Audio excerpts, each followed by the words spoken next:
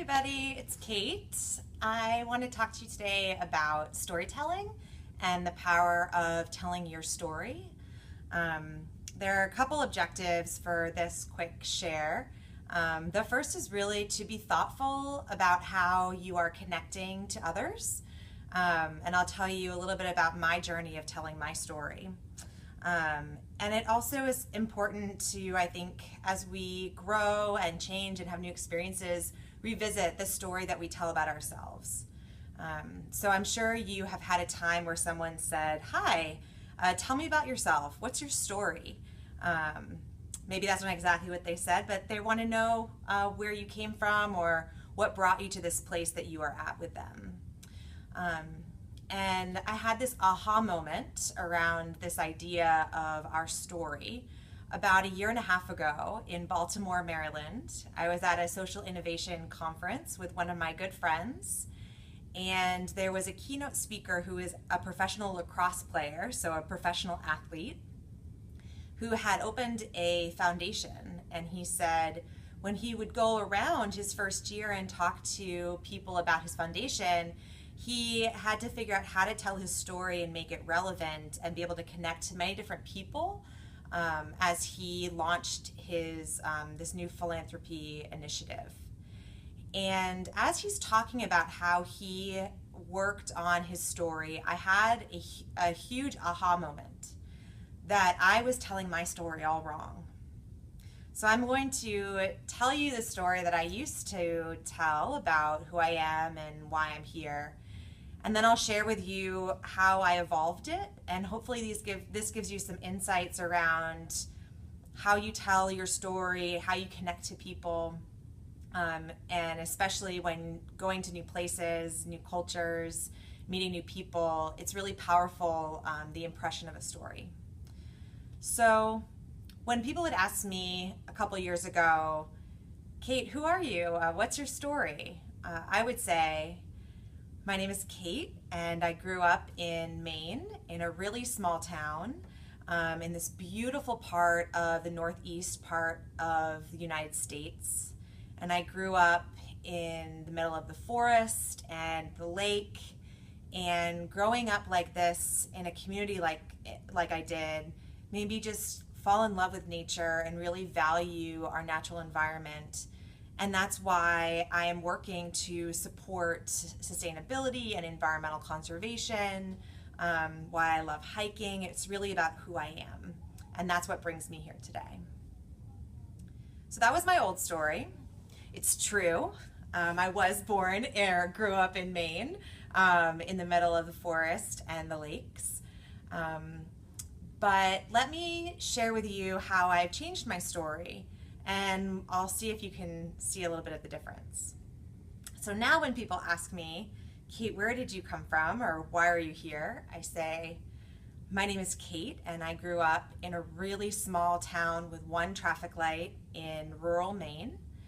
And my mom worked in the hospital, and my dad was a teacher. And I grew up playing in nature, but feeling really isolated. Because I grew up in such a small town, even though I could play in the woods all day in this beautiful, safe environment that I loved, there was very little diversity, very little cultural experiences in my town, and I felt starved. And throughout school, I learned more and more that I loved being in a global community. My first role out of college was working for a refugee resettlement program. And I moved to DC, Washington, DC, because it has people from all cultures, all countries, doing really important work.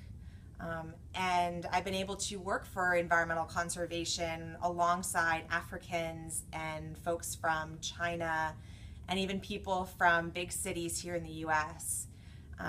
And it really fulfills me to feel connected to people from around the world who care about the things that I valued growing up, and can speak to from many different perspectives.